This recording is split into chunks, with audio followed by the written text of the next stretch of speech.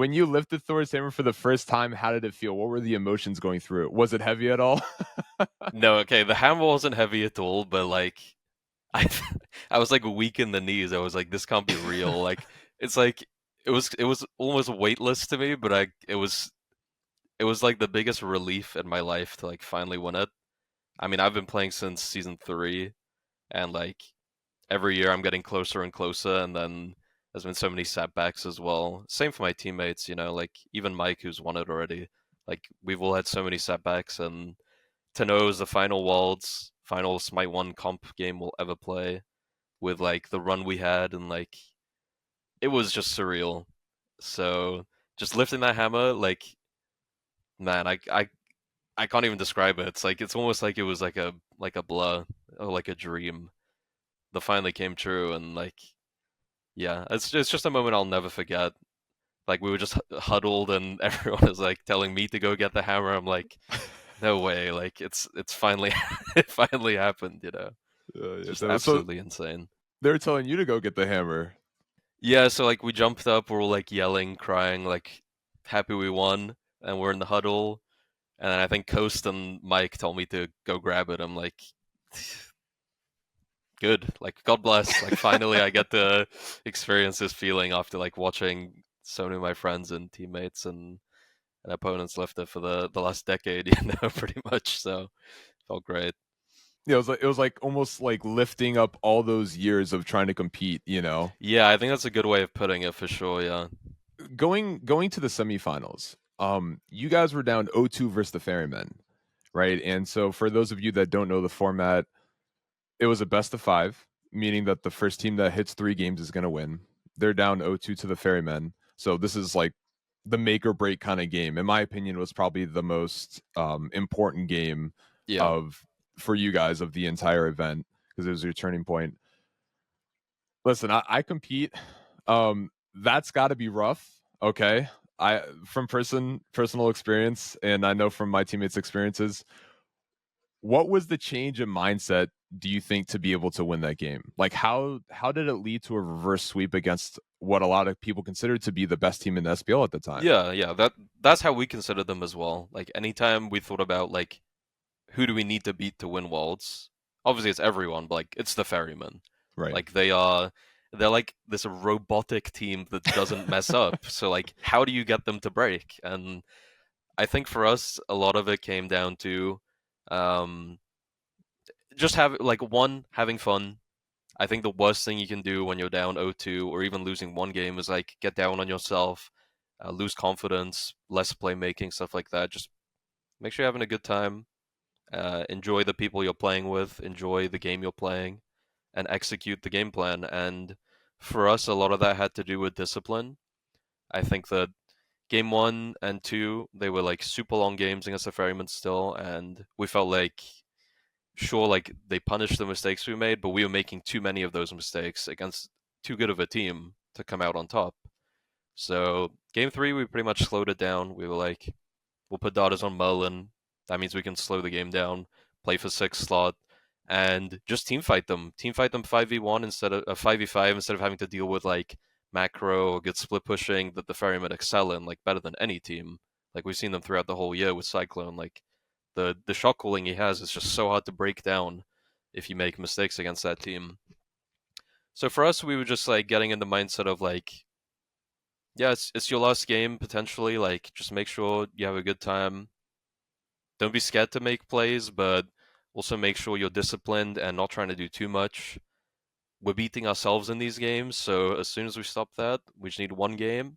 If you prove you can win one game, you can win as many as you want. So that's what we needed. Just one game to, I guess, like prove to ourselves that we got this. Yeah, kind of like just taking it best of one, right? Each game is the best of one. Yeah, for sure. And besides, putting Dardes on the Merlin, was first of all, was there a pep talk at all before the game? Like, was there a mic pep talk or? Yeah, yeah, that was. I wish they had comps for it because, like, I don't remember like everything from it, but a lot like the have fun thing came from Mike. Like, he was like really clear on that one. Like, he wants energy, he wants people to have fun and be vocal and believe in each other and believe in themselves. It was all that like kind of like I guess like soppy stuff that like it's just the traditional stuff you tell everyone, but it works, you know. Like you have the crowd cheering for you, you have your teammates alongside you. Like you just got to do what you've been doing the whole year and just have a good time. And I think that made a really big difference for us. Like just having those words of encouragement. Yeah, I feel like it's like always about the mindset that you have going into it. Was so besides like the Merlin pick for Dardas, was there anything else that you changed up that you guys were talking about that you wanted to change up about the draft for that game? That like say were they Mm. beating you in the draft the previous two games? So I think the problem, so game one draft, we like coin flipped it. We were like 10th pick. We haven't really practiced Zeus a lot, but it looks really good here. So let's just try it. So we coin flip it. It's like a 50-minute game. We come out of it. Okay, we didn't even play our draft strategy. It's fine. We go next. And then game two, I don't know if you remember, but it's when we had Maman mid and like Daji jungle. We were like winning the game for the most part. Um, and then eventually there's like a couple throws from them, then from us, and then we go for like the backdoor play. Like we're just like running it down mid, trying to backdoor whilst they're rolling FG. So that was just like a really coin flippy play again. So that's the main thing we changed. It's like be disciplined. We don't need to make coin flips. Like we're in a really good spot. We can take the game longer. Like we're not losing fights to them right now. So why are we even flipping these games? Like we were really confident in our team fighting. Like even if we respected the Ferryman like a lot, we believed we were the better team fight team the whole year. So that's just the main like adaptation, and then obviously making sure you draft well for that.